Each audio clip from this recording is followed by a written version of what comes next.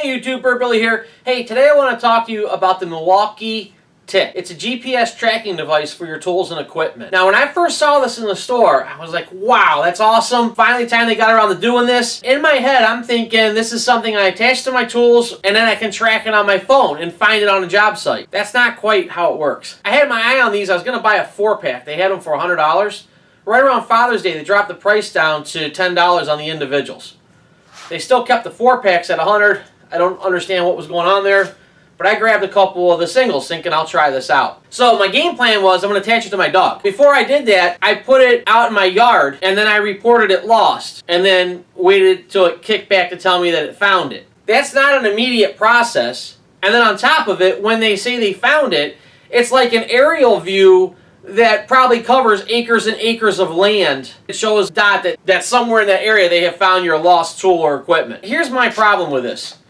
A few years back, I used to mess around with this game called geocaching. Some of you may be familiar with it. Basically what that was you did like a GPS hide. You hid an object or whatever it was, a notepad or something. People stuck them in trees. You hid it in like light posts in a parking lot and you tagged the GPS coordinates for that hide. You could get free apps on your phone. You'd be able to find these hides. They'd show up. You could pick one, go to it. As you got close, it would kick down to a compass and it would give you like an arrow and it would even kind of give you how many feet and it would get you within so many feet and then you had to locate where that hide was, but it put you within a few feet of it. That's what I thought this was.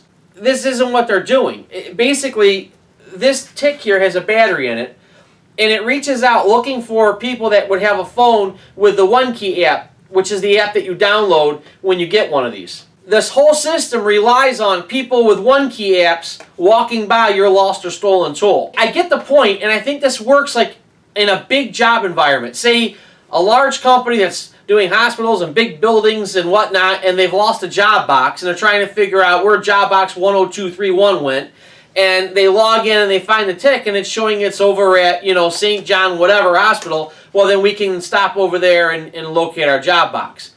But if this is for Joe Contractor and he's working at a house and he tacked one of these ticks on, say, his circular saw and then it went missing, it's not going to show him where it is. And I saw a time delay. It was a while before they kicked back to me that they had found my tool. I just wanted to call this out because everybody I talked to seemed to be under the same impression that I was, that this was something that you could put on your tools and then find it with your phone. And that's not quite how it works. I happened to run into a Milwaukee rep. And I ran it by him because I said, I want to be very clear about this. Am I wrong here? And he said, no. He said, that's actually, you're 100% right. It's an overview of where the tool is at. We don't have the technology set up for this where you can get out and locate it with your phone and it tracks it down to the device. I love Milwaukee. I really like probably 99% of what they put out.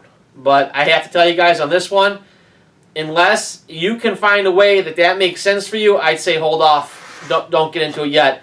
They should have figured out a way to tap into technology like what I was talking about with those GPS hides and with this tool. There should have been a way for it to say, okay, we're going to do an overview picture. That works great. But then once you're on the job site, you should be able to turn your Bluetooth on your phone, and then your phone should activate some sort of a compass that starts directing you in where this thing is broadcasting from.